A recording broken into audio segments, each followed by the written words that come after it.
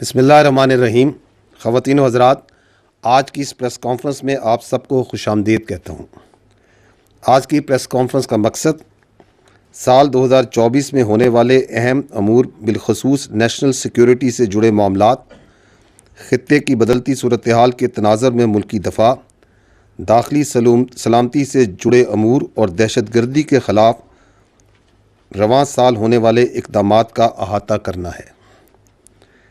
اس کے ساتھ ساتھ میں آپ کو آج کی پریس کانفرنس میں اس سال افواج پاکستان کی ٹریننگ، تربیتی مشقوں اور فلاح و بہبود کے حوالے سے کیے جانے والے اقدامات سے بھی آگاہ کروں گا۔ خواتین و حضرات، جیسا کہ آپ سب کے علم میں ہے کہ پاکستان نے دہشت گردی کے خلاف ایک طویل جنگ لڑی ہے اور لڑ رہی ہے۔ اس جنگ میں افواج پاکستان نے بیش بہا قربانیاں دی ہیں۔ رواں سال مجموعی طور پر سیکیورٹی فورسز اور قانون نافذ کرنے والے اداروں نے دہشت گردوں اور ان کے سہولت کاروں کے خلاف 59,775 مختلف نوعیت کے کامیاب انٹیلیجنس بیسڈ آپریشنز کیے ہیں۔ ان کامیاب آپریشنز کے دوران 925 دہشت گردوں باشمول خوارج کو واصل جہنم کیا گیا، جبکہ سینکڑوں گرفتار کیے گئے۔ گزشتہ 5 سالوں میں کسی ایک سال میں مارے جانے والے دہشت گردوں کی یہ سب سے بڑی تعداد ہے۔ دہشت گردی کے اس ناسور سے نمٹنے کے لیے روزانہ کی بنیاد پر 169 سے زیادہ آپریشنز افواج پاکستان، انٹیلیجنس، پولیس اور دیگر قانون نافذ کرنے والے ادارے سر انجام دے رہے ہیں۔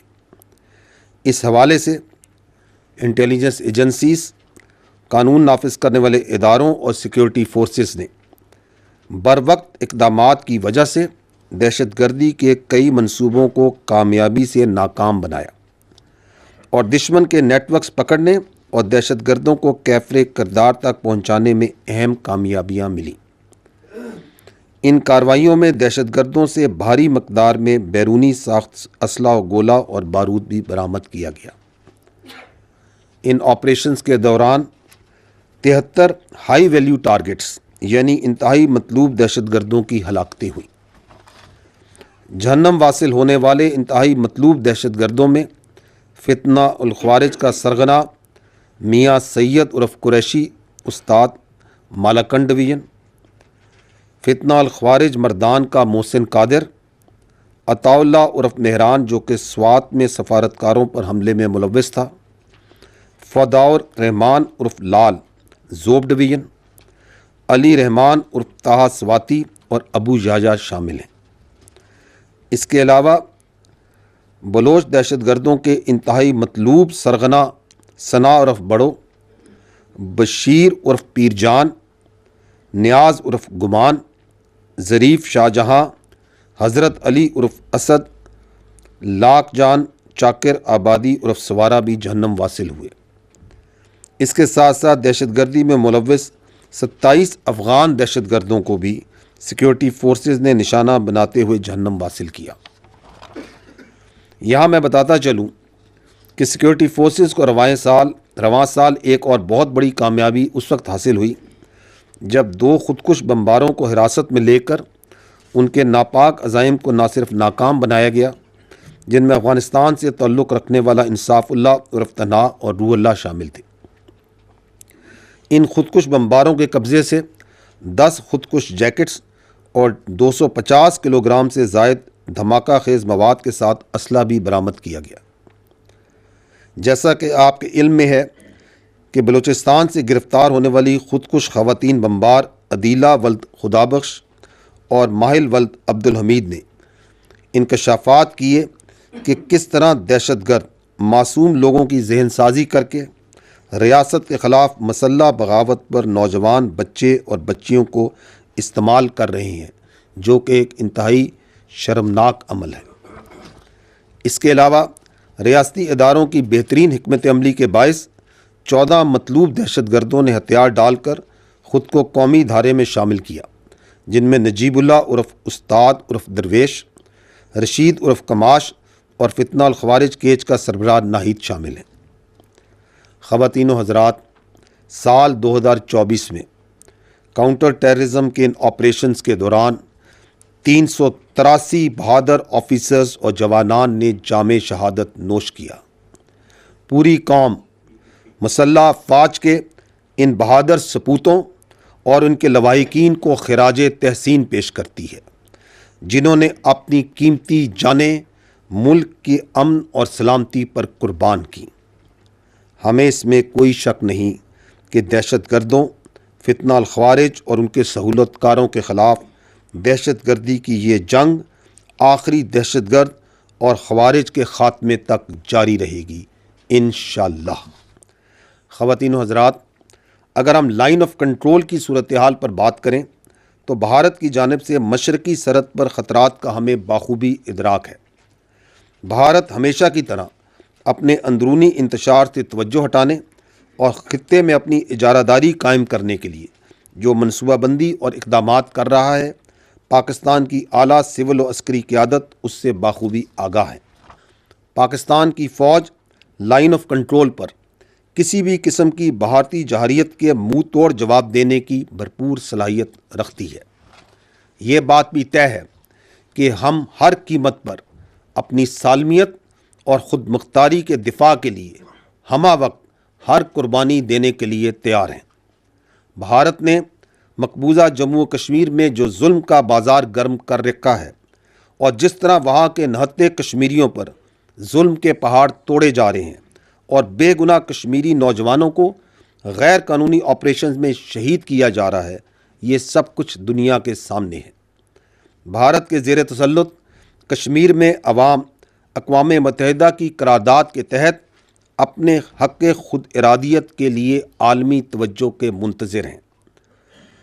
گزشتہ سال دسمبر میں بھارتی سپریم کورٹ نے آرٹیکل 370 کو برقرار رکھ کر ثابت کیا کہ بھارت مقبوضہ کشمیر کے حوالے سے اقوام متحدہ کی قراردادوں کی کھلم کھلا خلاف ورزی کر رہا ہے۔ بھارتی سپریم کورٹ کا مقبوضہ کشمیر میں آرٹیکل 370 کے خاتمے کا یہ فیصلہ غیر قانونی اور بین الاقوامی قوانین کی کھلی خلاف ورزی ہے۔ ہمارا اصولی موقف ہے کہ ہم مقبوضہ جموں و کشمیر کے مظلوم عوام کے ساتھ کھڑے ہیں اور ان کی سیاسی، قانونی، سفارتی اور اخلاقی حمایت جاری رکھیں گے۔ بھارتی حکومت اس وقت ریاستی دہشت گردی کا کھلم کھلا ارتکاب بھی کر رہی ہے، جس میں بیرون ممالک ماروائے عدالت ٹارگٹ کلنگز باشمول بھارتی نژاد سکھوں کی ٹارگٹ کلنگز بھی شامل ہیں۔ اس کے ساتھ ساتھ مختلف ریاستوں میں جاری حقوق اور علیحدگی پسند تحریکوں کو قوت کے ساتھ کچلنے کا عمل بھی جاری ہے۔ اقلیتوں، بالخصوص مسلمانوں اور باشمول عیسائیوں کی سوچی سمجھی سازش کے تحت نسل کشی کی جا رہی ہے۔ مساجد، عبادت گاہوں اور گرجا گھروں کو نشانہ بنایا جا رہا ہے۔ مذہبی تنگ نظری کا یہ جبری مظاہرہ اقوام عالم اور انسانی حقوق کے علم برداروں کے لیے ایک کڑا سوال ہے۔ خواتین و حضرات، یہ بات اہم ہے کہ دہشت گردی کے خلاف جاری جنگ اور مختلف آپریشنز کے علاوہ پاک فوج روایات کے مطابق عوام کی فلاح و بہبود کے لیے سوشو اکنامک پروجیکٹس میں بڑھ چڑھ کر حصہ لیتی ہے۔ قدرتی آفات سے نبرد آزما ہونا ہو یا دوسرے چیلنجز، افواج پاکستان نے ہمیشہ حکومت وقت کی ہدایات کے مطابق عوام کی خدمت کو مقدم رکھا ہے۔ ان فلاحی کاموں میں تعلیم، صحت، فلاح و بہبود، معاشی خود انحصاری اور دیگر شعبہ جات کے پروجیکٹس ہیں جو فوج، وفاقی اور صوبائی حکومتوں کے تعاون سے مکمل کیے جاتے ہیں۔ چیف آف آرمی اسٹاف کی خصوصی ہدایات کی روشنی میں خیبر پختونخوا، خاص طور پر بلوچستان، ضم شدہ قبائلی اضلاع، گلگت بلتستان اور آزاد جموں و کشمیر میں عوام کی فلاح و بہبود کے لیے بہت سارے منصوبوں کا آغاز کیا گیا، جن میں سے بیشتر پایہ تکمیل کو پہنچ چکے ہیں، جبکہ دیگر پر کام تیزی سے جاری ہے۔ 2024 میں صوبہ خیبر پختونخوا میں پاک فوج کی جانب سے مقامی افراد کے مسائل کے حل اور فلاح و بہبود کے لیے 6500 آؤٹ ریچ پروگرام کیے گئے۔ تعلیم کے حوالے سے chief of army staff youth employment scheme پر خصوصی توجہ دی گئی، جس کے تحت مقامی طالب علموں کا آرمی پبلک سکولز اور مختلف کیڈٹ کالجز میں داخلے اور اس کے ساتھ ساتھ آرمی اور ایف سی میں شمولیت شامل ہے۔ اس کے علاوہ پینے کے صاف پانی کی فراہمی کے لیے بھی بہت سے منصوبے شروع کیے گئے۔ اب ہم آتے ہیں پاکستان آرمی کے انتہائی اہم جز اور خاصہ یعنی پیشہ وارانہ ٹریننگ۔ پاکستان آرمی اپنی سخت ٹریننگ کے معیار کو قائم رکھنے کی وجہ سے دنیا بھر میں مشہور ہے۔ یہ ہمارا طور امتیاز اور ہماری شناخت کا ایک اہم حصہ ہے۔ پاکستان آرمی میں ٹریننگ کا سلسلہ شمولیت کے پہلے دن سے ہی شروع ہو جاتا ہے، جو دوران ڈیوٹی مختلف مراحل میں جاری رہتا ہے۔ افواج پاکستان کی ٹریننگ کا مقصد روایتی اور غیر روایتی خطرات کے لیے جنگی تیاری ہے۔ ہماری ٹریننگ کا ایک اہم پہلو جذبہ شوق شہادت کے ساتھ لیڈنگ فرام دی فرنٹ ہے۔ پاکستان آرمی کا شمار دنیا کی ان چند افواج میں ہوتا ہے جن میں آفیسرز سب سے آگے بڑھ کر آپریشنز لیڈ کرتے ہیں اور دفاع وطن میں جان قربان کرتے ہیں۔ پاکستان آرمی کا تربیتی نظام chief of army staff training directive کے مطابق اخذ کیا جاتا ہے، جو مشن پر مبنی حقیقت پسندانہ تربیت کے ذریعے جنگی تیاریوں میں کمال حاصل کرنے کے لیے ویژن اور مقاصد کو بیان کرتا ہے۔ ہماری ٹریننگ کا موٹو ہے we train as we fight and fight as we train. روایتی جنگی خطرات سے نمٹنے کے لیے آرمی کی 38 سے زائد یونٹس نے کنورژن ٹریننگ حاصل کی اور اتنی ہی تعداد مزید یونٹس ٹریننگ حاصل کرنے کے لیے تیار ہیں۔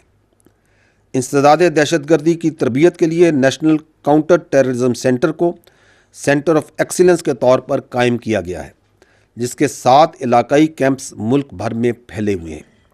رواں سال 31 یونٹس اور 11,071 نوجوانوں کو پری انڈکشن ٹریننگ دی گئی، جبکہ سال 2025 میں تقریباً 50 یونٹ کو تربیت دی جائے گی۔ اس وقت بھی 7 یونٹس پری انڈکشن ٹریننگ حاصل کر رہی ہیں۔ ان سینٹرز میں رواں سال دوست ممالک کے سینکڑوں غیر ملکی ٹرینرز کو بھی تربیت دی جا رہی ہے۔ افواج پاکستان مختلف ممالک کے ساتھ بین الاقوامی سطح پر مشقوں کا انعقاد بھی کرتی ہیں۔ ان مشترکہ مشقوں کا ایک مقصد کاؤنٹر ٹیررزم کی مد میں ایک دوسرے کے تجربات سے استفادہ حاصل کرنا بھی ہوتا ہے۔ اس کے علاوہ اس وقت پاکستان میں کئی غیر ملکی آفیسرز اور جوان زیر تربیت ہیں۔ خواتین و حضرات، آرمی فارمیشنز میں آپریشنل تیاریوں اور حکمت عملی کا جائزہ لینے کے لیے وار گیمز کا انعقاد ایک انتہائی اہم مرحلہ ہے۔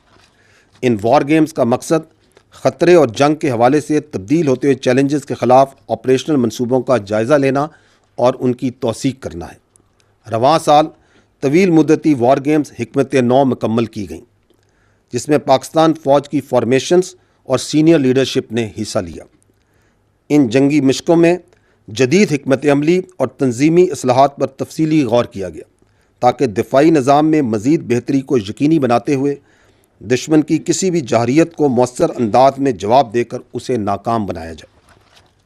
خواتین و حضرات، آخر میں یہ کہوں گا کہ وقت کا تقاضا ہے کہ ہم سب انفرادی اور اجتماعی طور پر اپنا کردار ادا کر کے پاکستان کو مضبوط بنائیں، تاکہ بحیثیت قوم ہم تمام درپیش چیلنجز کا بخوبی مقابلہ کر سکیں۔ یاد رکھیں کہ محفوظ پاکستان ہی مضبوط پاکستان ہے۔ اب میری آپ سے گزارش ہوگی کہ اس کانفرنس میں بتائے جانے والے نکات کے حوالے تک ہی سوالات کو محدود رکھیں۔ تب آپ نے ابھی بریف میں بھی ذکر کیا انٹیلیجنس بیسڈ آپریشنز کا، اٹس اے ہیوج نمبر، کم و بیش 170 انٹیلیجنس بیسڈ آپریشن IBOs یومیہ کیے جا رہے ہیں مختلف فورسز کی جانب سے، اور یہ ایک بہت بڑی ایفرٹ ہے، کیونکہ انٹیلیجنس بیسڈ آپریشن کا نام سمپل ہوتا ہے مگر اس کے پیچھے ایک آپریشن کے لیے بھی بہت زیادہ ایفرٹ درکار ہوتی ہے، جتنا میں اگر جان سکتی ہوں۔ لیکن دوسری طرف ہم دیکھتے ہیں تو ٹیررزم کی ویو جو ہے وہ بڑھتی جا رہی ہے۔ آپ 383 کا آپ نے مجھے ابھی بریف میں فگر دیا شہداء کا، آفیسرز اینڈ جوانز دونوں کا، it's again it's a huge number. تو کیا ہم یہ سمجھیں کہ یہ آئی بی اوز بے اثر ہیں یا ہم جو ایفرٹس کر رہے ہیں ان کا کوئی فائدہ نہیں ہے؟ ابھی ہم نے افغانستان میں بھی ایک اسٹرائک کے حوالے سے دیکھا، we have been targeting T T P hideouts, جو خوارجیوں کو اکراس دا بارڈر بھی ہمیں اگر ٹارگیٹ کرنا پڑ رہا ہے تو ہم کر رہے ہیں. لیکن اس سارے مومنٹم کا اگر میں رزلٹ آپ سے پوچھنا چاہوں تو ٹیررزم کی ویو پاکستان میں آن دا رائز ہے. How you would go about this? دیکھیں، جو دہشت گردی کے خلاف جنگ ہے نا، اس میں ایک چیز بنیادی ہے، اور وہ یہ ہے کہ جو فوج ہے اور قانون نافذ کرنے والے ادارے ہیں، یہ دہشت گرد سے لڑتے، اور دہشت گردی کے خلاف قوم لڑتی ہے. اور اس نقطے پر تمام طبقات کا اور سیاسی پارٹیوں کا اتفاق ہے. اگر آپ یہ 3 ڈاکومنٹس جو ہیں، نیشنل ایکشن پلان 2014 کا، ریوائز نیشنل ایکشن پلان 2021 کا، اور اب جو عزم استحکام ہے، اگر آپ تینوں کو دیکھیں تو اس میں اس بات کا تعین کیا جا چکا ہے کہ دہشت گردی کا جو ناسور ہے اس کے خلاف پوری قوم نے تمام اداروں کے ساتھ مل کر لڑنا ہے. اور اس کے لیے جو ضروری اور ناگزیر عمل ہیں ان کا اس میں تعین کیا جا چکا ہے کہ یہ کام کریں گے تو دہشت گردی کے ناسور سے ہم لڑ سکیں گے. ان میں سے جو کائنیٹک ایکشنز ہیں وہ کام ہے فوج کا، انٹیلیجنس ایجنسیز کا، قانون نافذ کرنے والے اداروں کا.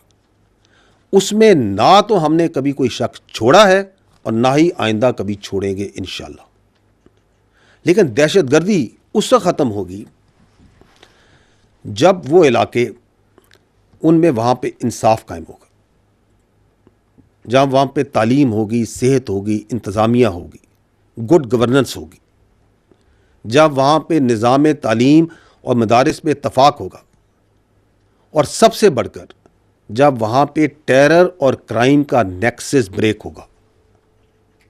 یہ ہے وہ تلخ حقیقت جس سے ہم مزید چہرہ نہیں چھپا سکتے کہ جب تک یہ کام نہیں ہوں گے دہشت گردی جاری رہے گی. اس سے ہم کوئی انکار نہیں کر سکتے.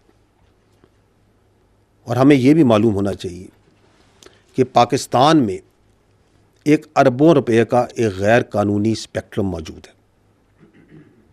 اس میں بھتہ خوری ہے، نان کسٹم پیڈ گاڑیاں ہیں، اس کے اندر اغوا کاری ہے، اس میں سمگلنگ ہے، اس میں غیر قانونی اسلحہ ہے، اور اس میں یہ فیک نیوز اور پروپیگنڈا بھی اسی اللیگل اسپیکٹرم کا حصہ ہے. یہ جو اللیگل اسپیکٹرم ہے، اس سے جو فائدہ اٹھاتے ہیں، جو ارباں روپیہ بناتے ہیں، ان کی ایک ہی خواہش ہے کہ سسٹم جاری و ساری رہے. اور اس سسٹم کو جاری و ساری رکھنے کے لیے وہ یہ انشور کرتے ہیں، وہ یہ بھرپور کوشش کرتے ہیں کہ وہ تمام ضروری عوامل جن کا ریوائز نیب میں، جن کا عزم استحکام میں ذکر ہے، ان پر عمل درآمد نہ ہو. اور اس لیے اس اللیگل اسپیکٹرم کے نیچے آپ کو لا قانونیت اور دہشت گردی پنپتی نظر آتی ہے.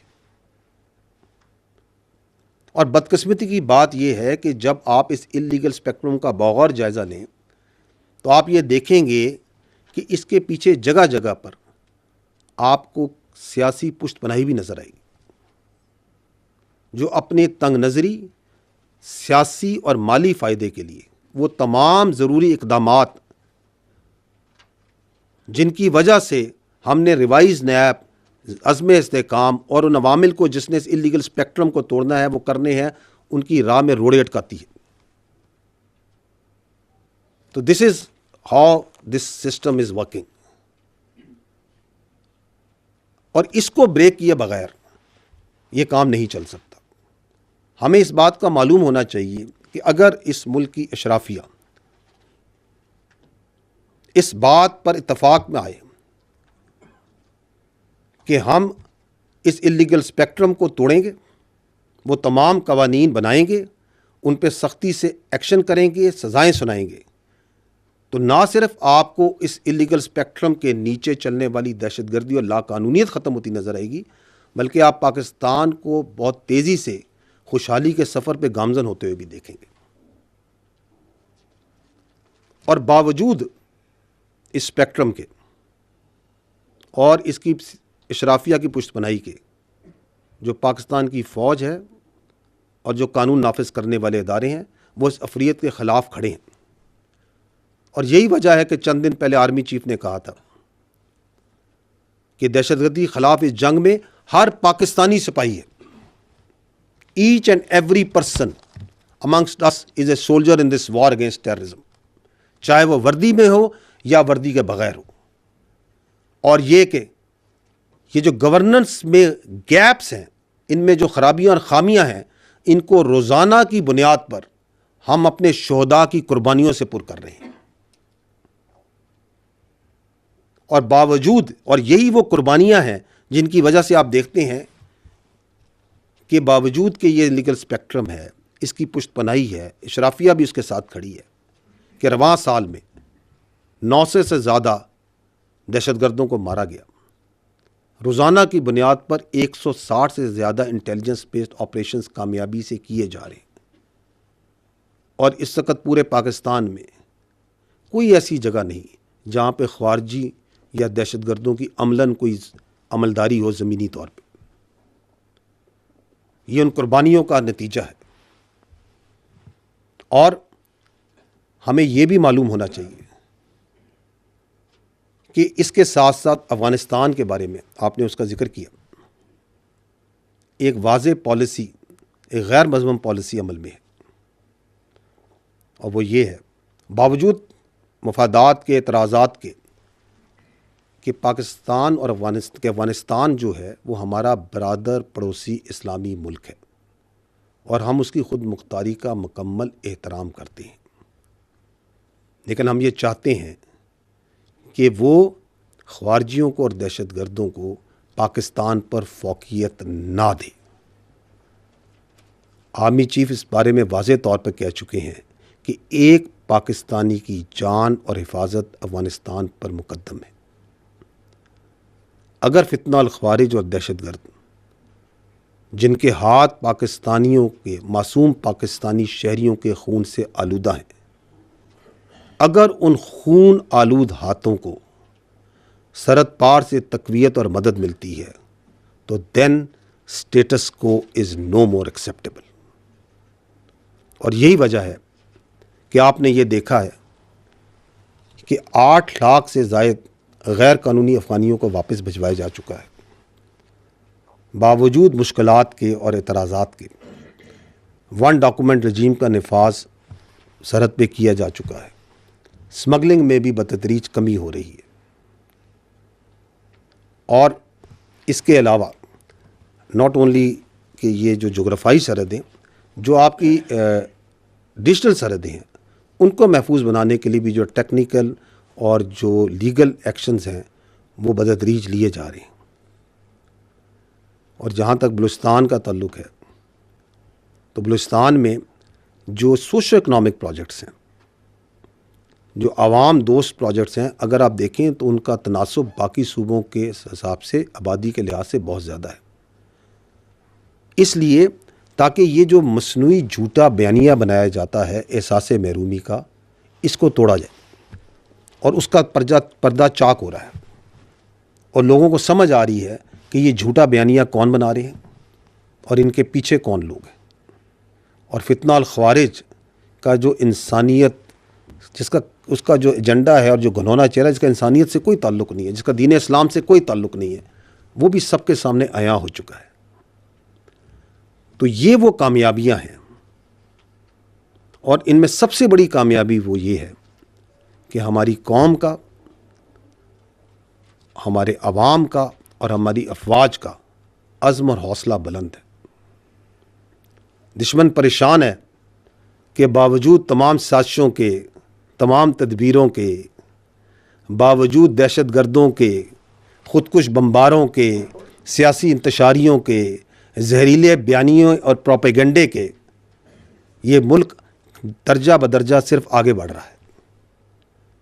اور اس کے لیے ہم سب مل کر سلام پیش کرتے ہیں اپنے شہداء کو، ان کے خاندان والوں کو، اینڈ سب سے بڑھ کر پاکستانی قوم کو، جو اس بات پہ قائم ہے اور اس کا یقین ہے کہ دائمی استحکام میں اور خوشحالی کے سفر میں یقیناً سچائی اور حق کی کامیابی ہوگی.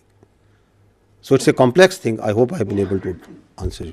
پاکستانی فوج دنیا کی واحد فوج ہے جو بیٹل ہارڈنڈ فوج ہے. دہشت گردی کے خلاف ہم 20 سال سے 25 سال سے لڑ رہے ہیں. ہم نے بارہا مذاکرات بھی کیے، افغانستان کے ساتھ بھی اپیزمنٹ کی کوشش کی، وفود ان کے یہاں بھیجے، لیکن ہمیں دیکھتے میں آیا کہ کوئی فائدہ اب تک نہیں ہوا. لیکن گزشتہ روز وہ ایک بڑے سیاستدان ہیں عمران خان صاحب، اڈیالہ جیل میں مقدمات بھی بھگت رہے ہیں. کل ہماری ان سے بات ہوئی تو وہ یہ کہتے ہیں کہ جو پاکستان کی افغان پالیسی ہے وہ غلط ہے. افغانستان کے ساتھ مذاکرات کرنے چاہیے، ٹی ٹی پی کے ساتھ مذاکرات کرنے چاہیے. وہ یہ کہتے ہیں کہ مذاکرات، ہمارا تو وزیر خارجہ وہاں بلاول کا انہوں نے نام لیا کہ وہ نہیں گئے افغانستان جب وہ وزیر خارجہ تھے. تو وہ یہ کہتے ہیں کہ اس کے اثرات خیبر پختونخوا پر بھی آ رہے ہیں اور یہ پالیسی فالٹی ہے، اس کو مکمل طور پر تبدیل کرنا چاہیے اور افغانستان سے مذاکرات کرنے چاہیے. آپ اس حوالے سے کیا کہتے ہیں؟ دیکھیں، میں اس پہ رائے دینے سے پہلے کچھ فیکٹس آپ کے سامنے پیش کرنا چاہتا ہوں. پہلی بات تو یہ ہے کہ پچھلے 2 سال سے افغان عبوری حکومت کے ساتھ مختلف لیولز پر بات چیت اور کانٹیکٹ جاری ہے. دس از اے فیکٹ. اور جیسے میں نے ابھی پہلے بھی عرض کیا کہ ہم ان سے ایک ہی بات کر رہے ہیں کہ پاکستان اور افغانستان دونوں برادر پڑوسی اسلامی ملک ہیں، اور یہ کہ افغان عبوری حکومت دہشت گردوں کو، فتنہ الخوارج کو پاکستان کے اوپر مقدم نہ رکھے. یہ بھی آپ کو معلوم ہونا چاہیے کہ یہ جو بات چیت اس کا آپ ذکر کر رہے ہیں، یہ بات چیت نہ صرف ڈائریکٹلی ہو رہی ہے بلکہ انڈائریکٹلی بھی ہو رہی ہے دوست ممالک کے ذریعے بھی. اور افغان عبوری حکومت کو یہ باور کرایا جاتا ہے کہ آپ فتنہ الخوارج اور دہشت گردوں کو سہولت کاری جو ان کی زمین سے ہو رہی ہے اس کو روکیں. جو افغان، ابھی میں نے آپ کو بتایا کہ کتنے افغان جو ان سے ہیں جو دہشت گردی میں ملوث تھے، جو خودکش بمبار بھی تھے، پکڑے گئے، کتنے جنم حاصل ہوئے. تو ہم انہیں کہتے ہیں کہ یہ جو افغان ہیں ان کو آپ کنٹرول کریں کہ یہ دہشت گردوں کے ساتھ شامل ہو کے پاکستان کے اندر آ کے دہشت گردی نہ کریں. ان افغان خودکش بمباروں کو کنٹرول کریں. لیکن اگر اس مسلسل رابطے اور اس کانٹیکٹ کے باوجود اگر افغانستان کی سرزمین میں فتنہ الخوارج کے جو لیڈران ہیں، ان کے جو تربیتی مراکز ہیں، ان کے جو رابطے ہیں، وہ آزادی سے آپریٹ ہوتے رہے اور روزانہ کی بنیاد پر ہمارے جو معصوم شہری ہیں اور قانون نافذ کرنے والے جو رکھوالے ہیں ان کا ناحق خون بہایا جائے، تو کیا ہم بیٹھ کر یہ تماشا دیکھتے رہیں؟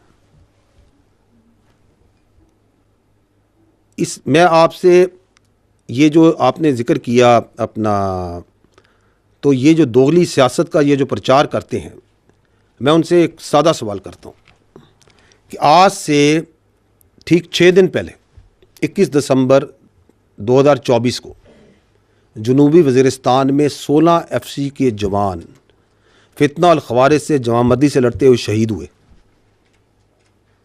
کیا ان کے خون کی کوئی قیمت نہیں ہے؟ کیا وہ اس پاکستان کے اور وہ سب کے سب کیا اس خیبر پختونخوا کے شیر دل جوان نہیں تھے؟ میں یہ سوال کرتا ہوں کہ 2021 میں جب فتنہ الخوارج کی کمر ٹوٹ گئی تھی اینڈ اٹ واز آن دی رن، تو اس وقت کس کے فیصلے پر بات چیت کے ذریعے ان کو ری سیٹل کیا گیا اور آباد کیا گیا؟ کس نے ان کو طاقت اور دوام بخشا؟ اور یہ جو فیصلے جن کا ہم سب اس وقت خمیازہ بھگت رہے ہیں، آپ سب کو معلوم ہونا چاہیے کہ آپ کے قانون نافذ کرنے والے رکھوالے اور آپ کے جوان روزانہ ان فیصلوں کی لکھائی اپنے خون سے دھو رہے ہیں. اور میں آپ سے یہ سوال بھی کرتا ہوں کہ اگر کوئی فریق اپنی گمراہ سوچ اور اپنی مرضی مسلط کرنے پہ تلا ہو تو اس سے کیا بات کریں؟ اگر اس طرح کے ہر مسئلے کا حل بات چیت میں ہوتا تو پھر دنیا کی تاریخ میں کوئی جنگ و جدل نہیں ہوتا، کوئی غزوات اور مہمات نہیں ہوتی. ہمیں یہ جاننا چاہیے کہ جو مسلمان ہے اور ہر غیرت مند محب وطن شہری، قربانی دینا اور جان دینا اس کا فخر ہوتا ہے. ہم اپنے ایمان پر، اپنے وطن پر اور اپنی آزادی پر کوئی سمجھوتا نہیں کریں گے. اور یہ جو آپ نے ذکر کیا، یہ جو تلخ حقیقت اور تجربہ جس سے ہم گزرے، اس سے گزرنے کے باوجود بھی اگر کوئی لیڈر اور سیاسی شخصیت یہ کہے تو ایسی شخصیت جو کہ اس صلاحیت سے عاری ہو کہ وہ اپنی غلطی سے کوئی سمجھے، اور جو یہ سمجھتا ہو کہ اسے ہر چیز کا مکمل علم ہے، تو ایسے رویوں کی قیمت پوری قوم اپنے خون سے چکاتی ہے، اور ہم کر رہے ہیں۔ یہ جو سو کالڈ پالیسی تھی بات چیت کی اور ری سیٹلمنٹ کی، اس کا خمیازہ آپ اور ہم سب بھگت رہے ہیں۔ اور یہ جو اب تکرار کی جا رہی ہے، کم از کم یہ بات تو مکمل طور پہ یہ واضح کرتی ہے کہ 2021 میں بھی کس کی ضد تھی کہ ان سے بات چیت کر کے ان کو ری سیٹل کیا جائے، اور اس ضد کا جو قیمت ہے وہ پاکستان اور بالخصوص خیبر پختونخوا ادا کر رہا ہے۔ ضرورت تو اس امر کی ہے کہ ہم اس حساس، انتہائی اہم، جانوں سے جڑے ہوئے یہ جو مسئلہ ہے کاؤنٹر ٹیررزم کا، اس پہ پالیٹکس اور کنفیوژن اور بیانیے نہ بنائیں، اور خیبر پختونخوا میں گڈ گورننس پہ توجہ دیں۔ میں نے آپ کو پہلے بھی کہا کہ یہ گورننس کے جو گیپس ہیں، یہ ڈیلی ہم اپنی قربانیوں سے، اپنے شہداء کے خون سے پورا کر رہے ہیں۔ تو بجائے اس کے کہ اس پہ بیانیے بنائے جائیں، اس پہ سیاست کھیلی جائے، why not focus on good governance, why not address those issues جن کی وجہ سے وہاں پہ احساس محرومی اور ٹیررزم کے لیے فیسیلیٹیشن ہو رہی ہے، کیونکہ وہ ہم نے نہیں کرنا، تو اس لیے اس پہ سیاست کی جائے۔ But I think time has come where we need to stand together and say no more politics on terrorism. DG جی صاحب، میرا سوال اسپیسیفکلی ہے 9 مئی کے جو فیلڈ جنرل کورٹ مارشلز ہوئے ہیں ملٹری کورٹ سے، مختلف آراء، مختلف متضاد جو باتیں ہوتی رہیں ماضی میں کہ ان کے کورٹس میں کیس جانے چاہیے فوجی عدالتوں میں یا نہیں، لیکن بہرحال سپریم کورٹ کا جو فیصلہ آیا اس کی روشنی میں پہلے 25 اور اس کے بعد 60 لوگوں کو 9 مئی سے جو متعلقہ تھے ان کو فیصلے سنائے گئے ہیں، مجموعی طور پر 25 ہیں، 85 بن جاتے ہیں۔ کیا یہ سمجھا جائے، تصور کیا جائے کہ یہ جو 9 مئی کے معاملہ ہے ان سزاؤں کے بعد یہ اپنے منطقی انجام تک پہنچ چکا ہے؟ دیکھیں جی، 9 مئی کے بارے میں جو افواج پاکستان کا جو پوائنٹ آف ویو ہے وہ بڑا واضح ہے، غیر مبہم ہے اور مستقل ہے، اور وہ یہ ہے کہ 9 مئی افواج پاکستان کا مقدمہ نہیں، یہ عوام پاکستان کا مقدمہ ہے۔ یہ بات کلیئر ہونی چاہیے ہمیں، اس لیے کیونکہ اگر کوئی جتھا، کوئی مسلح گروہ، کوئی پرتشدد گروہ اس طریقے سے اپنی مرضی اور سوچ اور مسلط کرنا چاہے معاشرے پہ، اور اس طرز عمل کو قانون کے مطابق اور آئین کے مطابق نہ روکا جائے، تو آپ کے ہمارے اس معاشرے کو ہم کس طرف لے کے جائیں گے؟ جہاں تک آپ نے سزاؤں کا ذکر کیا، دیکھیں 2023 میں اعلیٰ عدلیہ کے فیصلے کی روح میں جو عمل تھا ملٹری کورٹس میں جن لوگوں کو ریفر کیا گیا تھا وہ منجمد کر دیا گیا۔ حال ہی میں جب یہ 7 رکنی بینچ نے اس کے اوپر فیصلہ دیا تو اس کی روشنی میں سزائیں سنانے کا عمل اب مکمل کیا جا چکا ہے، اور اس کے اندر مروجہ قانون کے تحت ثبوت اور شواہد کے مطابق اور تمام قانونی تقاضوں کو پورا کر کے وہ تمام لوگ جو 9 مئی کی ہنگامہ آرائی میں ملوث تھے اور جن کو قانون کے مطابق ملٹری کسٹڈی میں ریفر کیا گیا تھا ان کو سزائیں دینے کا عمل مکمل ہو چکا ہے، اور اس فیصلے سے یہ بڑا واضح پیغام جاتا ہے کہ اس طرح کے معاملات کی کوئی گنجائش نہیں ہے، اور مستقبل میں بھی کوئی اس طرح کے معاملات میں اگر انوالو ہوگا تو اس کو آئین اور قانون کے مطابق باصورت سزا ملے گی۔ جو آپ نے سوال کیا اس کی تواسط سے میں یہ پوائنٹ ضرور کہنا چاہوں گا کہ یہ جو 9 مئی اس کے جو سزائیں ہیں اس سے جڑے ملٹری کوڈ سے جڑے جو سول سپرومیسی اور لیک آف ٹرانسپیرنسی کا بیانیہ بنایا جا رہا ہے، اس کے لیے یہ جاننا ضروری ہے کہ جو پاکستان میں ملٹری کوڈس ہیں یہ آئین اور قوانین کے مطابق دہائیوں سے قائم ہیں اور عمل میں ہیں، اور یہ انصاف کے تمام تقاضوں کو بخوبی پورا کرتے ہیں، اور یہ کہ انٹرنیشنل کورٹ آف جسٹس جو ہے اس نے بھی ان کے اس پورے پروسیس کو انڈورس کیا ہوا ہے۔ آپ کو یہ معلوم ہونا چاہیے کہ ملٹری کورٹس میں جو ملزمان ہوتے ہیں ان کو اپنا وکیل کرنے، اپنا ایویڈنس پیش کرنے، اپنے گواہ لانے، کراس ایگزامینیشن کرنے اور دیگر تمام قانونی حقوق مکمل طور پہ حاصل ہوتے ہیں، اور اگر سزا ہو جائے اور وہ تو ان مجرموں کو نہ صرف یہ کہ کورٹ آف اپیل میں چیف آف آرمی سٹاف سے پٹیشن کر سکتے ہیں، ہائی کورٹ میں اپیل اور سپریم کورٹ میں اپیل کا بھی انہیں حق حاصل ہے، اور یہ بھی آپ کے سامنے مسلمہ حقیقت ہے کہ یہ فیصلے بھی قانونی طور پہ صرف اس سے سنائے گئے ہیں جب سپریم کورٹ نے ان کو سنانے کا حکم جاری کیا۔ تو یہ سوال یہ ہے کہ پھر یہ جو بیانیہ ہے یہ بنتا کیوں ہے؟ وہ اس لیے بنتا ہے کہ یہ 9 مئی کے سانحے سے جڑے واقعات ہیں، ان کا جب کوئی قانونی طور پہ اور اخلاقی طور پہ جواز نہیں ہے اور اس کو آپ کسی طریقے سے ڈیفینڈ نہیں کر سکتے، تو پھر ملٹری کورٹس کا جو پروسیس ہے اس پہ ایک پروپیگنڈا بنایا جاتا ہے۔ جبکہ دلچسپ بات تو یہ ہے کہ کچھ عرصہ پہلے جو ابھی ناصر اس پہ بات کر رہے ہیں وہ خود ان کورٹس کے بہت بڑے دائی ہوتے تھے۔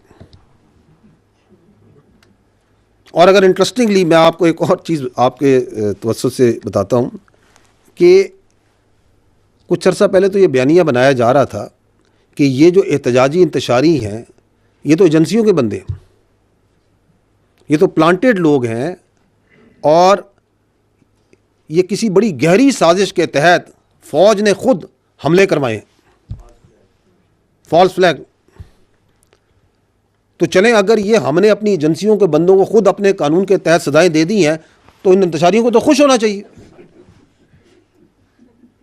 اب وہ پریشان ہیں، اس لیے کیونکہ اپنے اقتدار کی ہوس میں وہ منافقت اور فریب کی آخری حدوں کو کراس کر چکے ہیں۔ دس از دی پرابلم۔ اور اب یہ جو اینٹی ٹیررسٹ کورٹس ہیں، ہم یہ چاہیں گے کہ اس کے اندر بھی جو 9 مئی سے جڑے واقعات میں جو لوگ ہیں ملوث ہیں، جن کے مقدمات ہیں، ان کو اپنے انجام تک پہنچنا چاہیے۔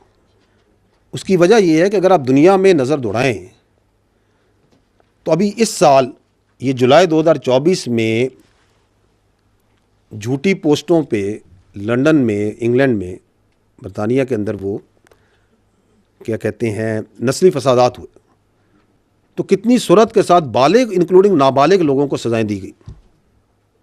2020 میں جب کیپٹل ہل پہ حملہ ہوا تھا تو سینکڑوں لوگوں کو کتنی سپیڈ کے ساتھ سزا دی گئی۔ اس سے پہلے آپ کو لندن رائٹس یاد ہوں گے، آئی تھنک 2011، 1200 سے زیادہ لوگوں کو سزائیں دی سپیڈی جوڈیشل سسٹم میں۔ 2020 میں یا نہیں 2023 میں آئی تھنک وہ فرانس کے فسادات ہوئے، 700 سے زیادہ لوگ کورٹس بیٹھے، دنوں میں انہوں نے سزائیں سنائی۔ اور باہر کے ملکوں میں بھی باشمول امریکہ اور برطانیہ میں جس طرح پاکستان میں ملٹری کورٹس ہیں، وہ بھی ان کے قوانین کے مطابق بخوبی اپنا کام انجام دیتے ہیں۔ تو کہنے کا مطلب یہ ہے کہ اگر آپ حقائق کو دیکھیں تو باہر کی دنیا میں، اسپیشلی مغربی ممالک میں، جو سیاسی انتشاری ہیں ان کو کوئی سپیس نہیں دیتا، نہ کہ ان کو سپیس دیں اور بلکہ مزید ان کو انتشار پہ سیاست کی اجازت دی جائے۔ اور یہ جو بچے ہیں جو آپ نے بات کی، یہ تو نوجوان بچے جن کو زہریلا پروپیگنڈا کر کے، جن کو ریاست کے خلاف، اداروں کے خلاف کھڑا کیا گیا، ان کے جو والدین ہیں اور پیار کرنے والے، ان کے محبت کرنے والے ہیں، ان کو یہ دیکھنا چاہیے کہ کس طرح ان کو استعمال کیا گیا اپنے مخصوص سیاسی ایجنڈے کے لیے، اپنے اقتدار کے لیے، اپنے مقاصد کے لیے۔ اس کی بھین چڑھایا گیا. یہ نوجوان تو ہمارا اثاثہ ہیں. بجائے اس کے کہ ان کو تعمیری سوچ دی جائے, تعلیم دی جائے, ان کو سکلز دی جائیں, کچھ لوگ اپنی سیاست کے لیے ان میں زہر ڈالتے ہیں, زہریلے پروپیگنڈے سے ان کے اندر کرتے ہیں. تو جو اس بیانیے اور پروپیگنڈے کی بنیاد رکھتے ہیں, اصل ملزم تو وہ ہیں. اور اسی لیے انصاف کا سلسلہ اس وقت تک چلے گا جب تک 9 مئی سے جڑے منصوبہ ساز اور اصل گھنونے کرداروں کو آئین اور قانون کے مطابق کیفر کردار تک نہیں پہنچایا جائے گا. کیونکہ پاکستان اور پاکستانی قوم اس جیسے کسی سانحے اور ایسی انتشاری سیاست کی اجازت نہیں دے سکتی.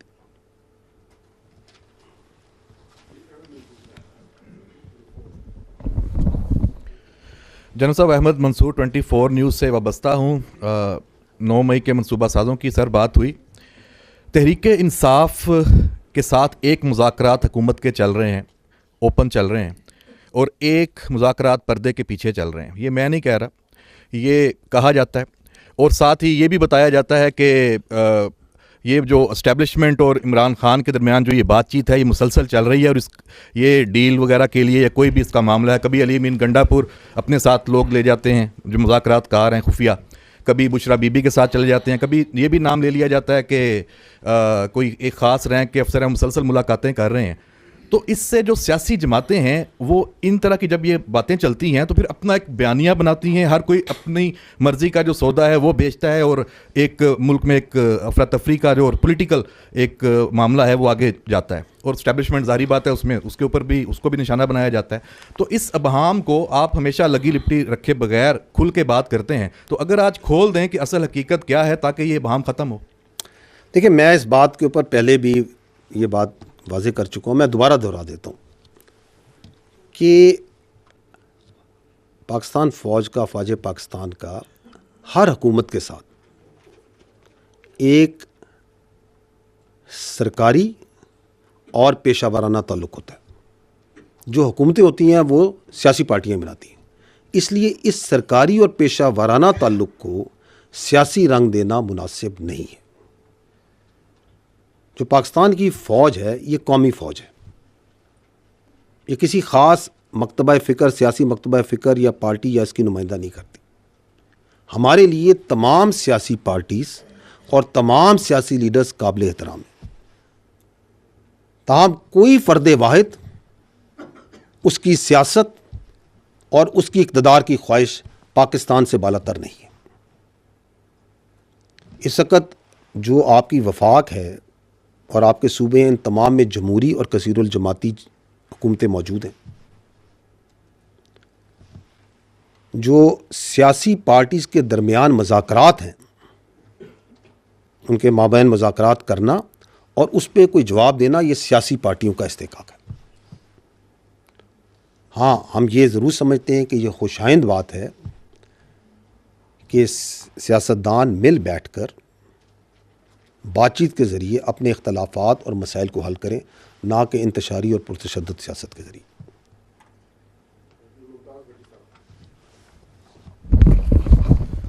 جناب صاحب, آپ نے 2024 کا پروفیشنل ریویو اس پریس کانفرنس میں پیش کیا, مگر ایک پریس ریلیز جاری ہوئی تھی جو کہ افواج پاکستان کی طرف سے ہوئی تھی جنرل فیض حمید کے حوالے سے. جنرل ریٹائرڈ فیض حمید کے اوپر جو 4 چارجز ہیں وہ بڑے کلیئر اس میں مینشن کیے گئے تھے. جو 5واں تھا وہ انویسٹیگیشن کے حوالے سے تھا. تو انڈر ٹرائل جو اس کے اوپر ہم نہیں بات کرتے, جو انویسٹیگیشن ہے وہ 9 مئی کے حوالے سے کہا گیا کہ جاری ہے. 9 مئی ایک خاص سیاسی جماعت پی ٹی آئی سے جڑا ہوا ہے, اسی کے لوگوں کو سزائیں ہوئی ہیں. تو کیا اب جنرل فیض حمید سے جو تحقیقات ہیں اس کا دائرہ عمران خان تک بھی بڑھ سکتا ہے, اور اس کے اوپر جو عمران خان ہے ان کا بھی ٹرائل ہو سکتا ہے فیض حمید کے ساتھ؟ ٹھیک, دیکھیں بات یہ ہے کہ ملٹری ٹرائل کی آپ نے پہلے ہی بات کی. پہلے بات تو میں آپ کو کلیئر کر دوں کہ جو بھی ملٹری ٹرائل کورٹ مارشل ہے اس کے اندر جو ملزم ہوتا ہے اس کو ہر قسم کی قانونی حقوق حاصل ہوتے ہیں. وکیل کا ثبوت پیش کرنے کا میں پہلے کہہ چکا ہوں. اس طرح لیفٹیننٹ جنرل ریٹائرڈ فیض حمید کو بھی تمام قانونی حقوق اور معاونت حاصل ہے. جو فوج کا آپ کا یہ جو اکاؤنٹیبلٹی کا سسٹم ہے، خود احتسابی کا نظام ہے، یہ بڑا جامع ہے. And it works on evidence اور شواہد نا کے الزامات پر. اور اگر فوج میں کوئی شخص اپنے عہدے، اپنے رینک کو ذاتی فائدے کے لیے یا کسی ذاتی یا کسی کولیکٹیو ایجنڈے کے لیے استعمال کرتا ہے، سیاسی ایجنڈے کے لیے استعمال کرتا ہے، تو یہ خود احتسابی کا نظام جو ہے یہ حرکت میں آتا ہے. ٹھیک ہے. آپ نے 9 مئی کی بات کی تو ہم یہ پہلے بھی کہہ چکے ہیں کہ دیکھیں 9 مئی کے پیچھے ایک مربوط منصوبہ بندی تھی، ایک مربوط سازش تھی. جو لوگ بھی اس منصوبہ بندی اور سازش میں ملوث تھے ان کو آئین اور قانون کے مطابق کیفر کردار تک پہنچانا ضروری ہے. اور ہمیں یہ معلوم ہونا چاہیے کہ ہر فوجی افسر کے لیے صرف ریاست پاکستان اور افواج پاکستان مقدم ہے.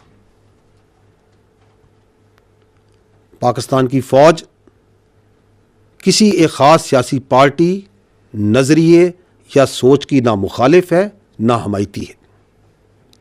اور کوئی بھی آفیسر اگر سیاست کو ریاست پر مقدم رکھے گا تو اسے اس کا جواب دینا پڑے گا. اور اس کیس کے حوالے سے میں آپ کے توسط سے یہ بھی کہنا چاہوں گا کہ یہ ایک حساس کیس ہے، سب جوڈس ہے، اور اس میں حساس معاملات اس سے جڑے ہیں. اس لیے اس پہ غیر ضروری تبصروں تجزیوں سے گریز کیا جائے. اس کی جو بھی تفصیلات ہوں گی، جو ضروری ہوں گی، وہ وقتاً فوقتاً آپ کو ان سے آگاہ کر دیا جائے گا. جنرل صاحب، خالد محمودی ایکسپریس ٹی وی سے.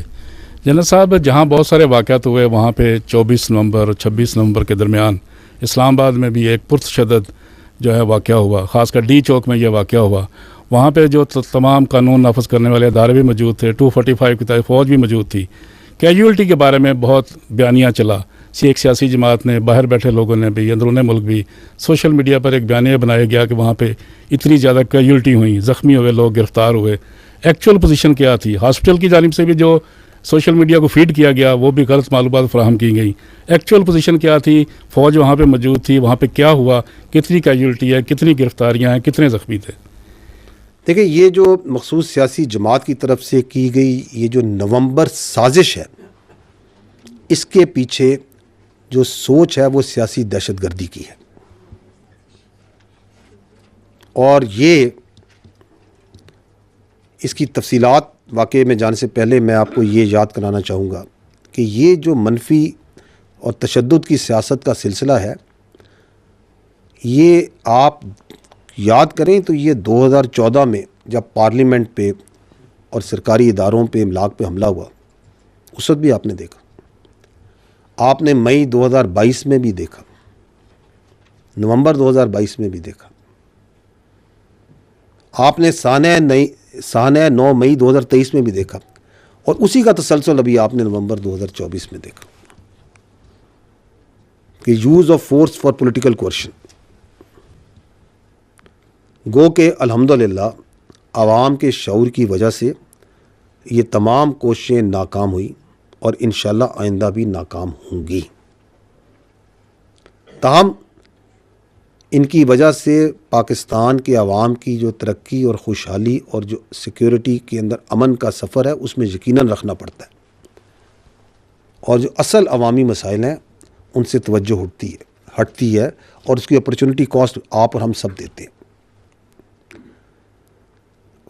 اس واقعے کے بارے میں 1 دسمبر کو 2024 کو وزارت داخلہ نے مفصل اعلامیہ جاری کیا تھا، جس میں انہوں نے یہ بتایا تھا کہ جو پاکستان کی فوج ہے وہ اس پورے واقعے میں اس پرتشدد ہجوم کے ساتھ بالکل ڈائریکٹ کانٹیکٹ میں نہیں آئی،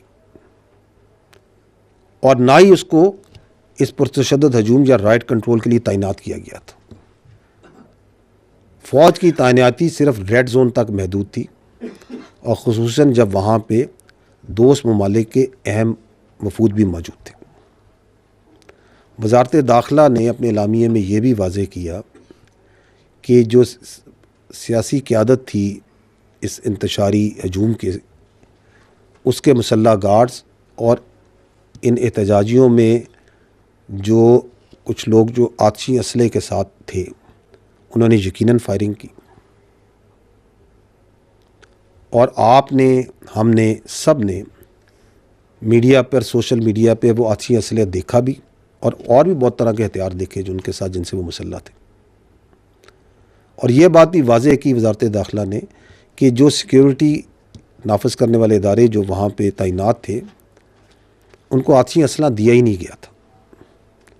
اور جب وہ سیاسی قیادت وہاں سے بھاگی، مفرور ہوئی، تو آپ نے دیکھا کہ ایک پہلے سے تیار شدہ سوشل میڈیا کانٹینٹ اور فیک کانٹینٹ کو بڑی سپیڈ کے ساتھ ڈالا گیا، جس کا مقصد یہ تھا کہ بے بنیاد الزامات لگائے جائیں تاکہ یہ جو بے معنی ہنگامہ رہی ہے اور یہ سیاسی جگہسائی ہے، اس سے ایک تو توجہ اٹھائی جائے، اور جو پہلے سے جاری شدہ سیاسی انتشار اور معاشرے میں خلقشار ہے اس کو مزید بڑھایا جائے. دیکھیں، قانون جو آئین ہے ہمارا اور قانون ہے، یہ بالکل اجازت دیتا ہے کہ آپ پرامن احتجاج کریں. آزادی حق، جو آپ کی آزادی ہے اظہار رائے ہے، اس کا حق بھی دیتا ہے. لیکن یہ تمام جو حقوق ہیں یہ کسی قاعدے میں اور کسی قیود کے تحت ہیں. اگر آپ کیلوں سے لگے ڈنڈے لے کر، آتشی اسلحہ لے کر، ٹیئر گیس شیل لے کر دھاوا بولتے ہیں، پولیس اور رینجرز پر حملے کرتے ہیں، ان کو شہید کرتے ہیں، تو یہ سیاسی احتجاج نہیں، یہ سیاسی دہشت گردی ہے، اور اس کو کوئی قانون اس کی اجازت نہیں دیتا. اگر ہم مسلح جتھوں کو لے کر وفاق پر حملہ آور ہو جائیں اور اس کو سیاست مان لیں تو کل کوئی بھی گروہ، کوئی دہشت گرد پیسے کے زور پہ، اسلحے کے زور پہ، طاقت کے بل بوتے پر اپنی سوچ مسلط کرے گا. سوال جو ہے وہ لارجر کویشچن یہ ہے کہ یہ، جس طرح میں نے پہلے عرض کیا کہ واٹ از دیٹ تھنگ جو کہ اس منفی سیاست کو سپیس دے رہی ہے کہ بار بار یہ ہو رہا ہے. اگر آپ اس پہ غور کریں تو اس کا جو سب سے بڑا انیبلر ہے وہ فیک نیوز اور جھوٹا پروپیگنڈا کرنے کی صلاحیت ہے، جو کہ اس کے منصوبہ سازوں کو، سہولت کاروں کو یہ اعتماد دیتا ہے وہ کچھ بھی بیچ سکتے ہیں. آپ کے سامنے ہے کہ 9 مئی فیلس فلیگ ہے، یہ فوج نے خود کرایا، اداروں نے خود کرایا، ان کا یہ بیانیہ بیچنا شروع ہو جائے. اور ابھی 26 نومبر کو 20 نہیں تو سینکڑوں نہیں تو ہزاروں ان کے جو احتجاجی ہیں وہ شہید ہو گئے.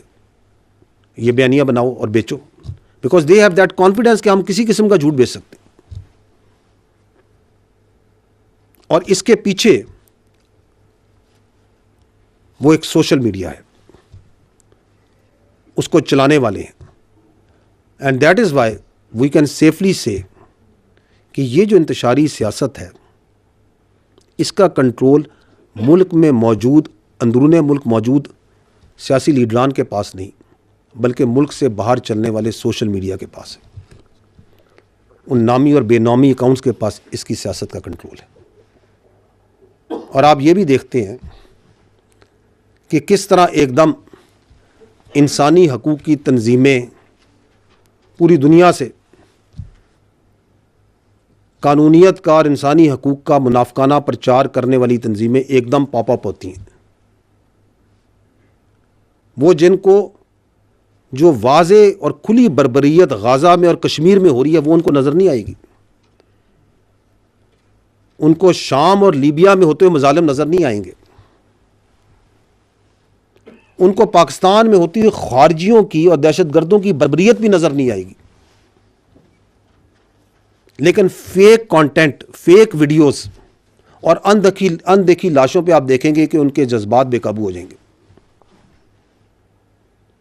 یہ جو تنظیمیں ہیں، یہ جو باہر بیٹھ کے یہ جو ہیومن رائٹس کے اوپر واویلا مچا رہے ہیں، میں ان سے درخواست کرتا ہوں کہ آپ اسی طرح کی، اور یہ سوشل میڈیا جو باہر بیٹھ کے اس انتشاری ٹولے کا چلا رہا ہے، انہیں میں درخواست کرتا ہوں کہ آپ اسی طرح کی سوشل میڈیا کمپین غازہ اور کشمیر پہ چلائیں.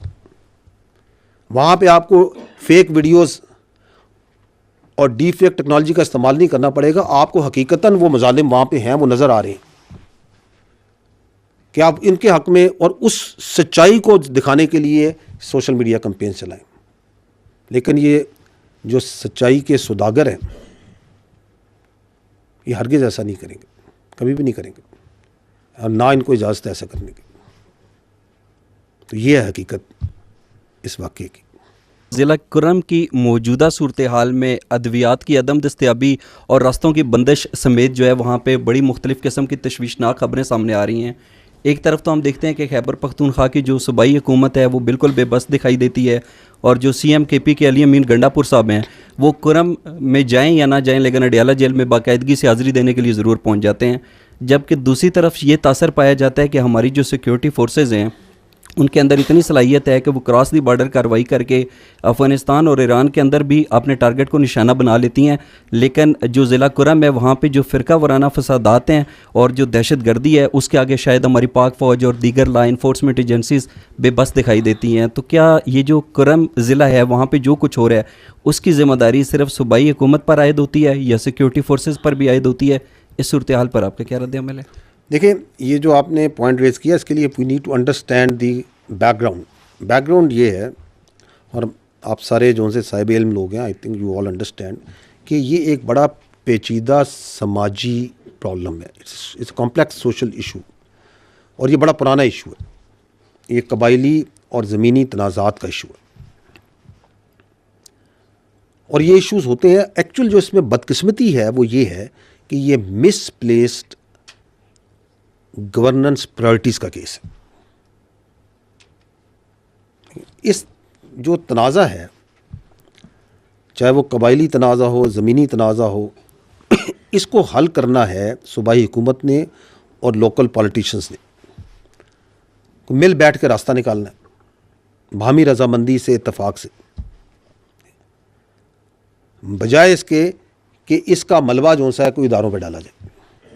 اور آپ کو یہ بھی معلوم ہونا چاہیے کہ جب ان واقعات کے دوران یہ مضموم کوشش بھی فیک نیوز اور پروپیگنڈے سے کی گئی کہ اس کو ایک سیکٹیرین رنگ دیا جائے. تمام پارٹی سے کوشش کی گئی تاکہ اصل مسئلے کو حل نہ کیا جائے اور اس کو کوئی اور رنگ دے کے اس ایجنڈے کو وائڈن کیا جائے اور بڑھایا جائے. اس لیے بجائے اس کے کہ اپنی انتشاری سیاست کو چلایا جائے، اس پہ بڑھایا جائے، امپورٹنٹ یہ ہے کہ جس طرح کرم کا مسئلہ ہے اور بڑے مسئلے ہیں صوبے میں، ان کی طرف توجہ دی جائے، ان کو ریزالو کیا جائے، لوگوں کو بیٹھایا جائے، بیٹھ کے کوئی درمیانی رستہ نکالیں. جو قانون نافذ کرنے والے ادارے ہیں اور جو فوج ہے اس میں جو بھی مثبت کردار ادا کر سکتے ہیں وہ کریں گے. اس پرابلم کو سیاستدانوں نے حل کرنا ہے، فوج نے اور قانون نافذ کرنے والے اداروں نے اس پہ عمل کروانا ہے. یہ کوئی دہشت گردی نہیں ہے، یہ دہشت گردی کا پرابلم نہیں ہے،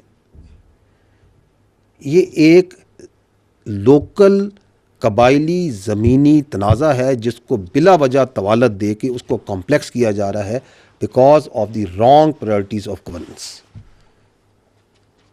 اور اللہ نہ کرے کہ اس کو مزید طوالت دی جائے تاکہ کوئی اور افسوسناک واقعہ ہو. اور اس میں جو بھی فیسیلیٹیشن لا انفورسمنٹ نے، فوج نے کرنی ہے، we are ready to provide that. Gentlemen, thank you very much for your time.